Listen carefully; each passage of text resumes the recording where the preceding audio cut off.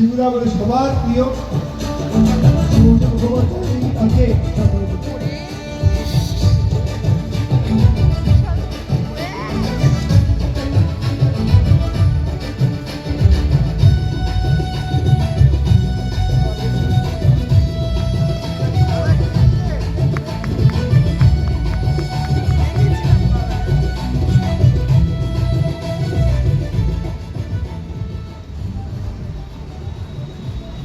আর কি বলবো, এমন একটা অনুষ্ঠানের আজকে সামিল হতে পেরেছি।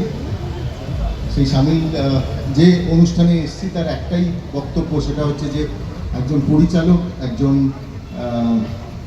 অভিনেতা, একজন প্রযোজক, তারা সবাই কিন্তু একটা টিমের অংশ আর এই পুরো টিমটা তৈরি করে এই সমস্ত কলা কুশলী।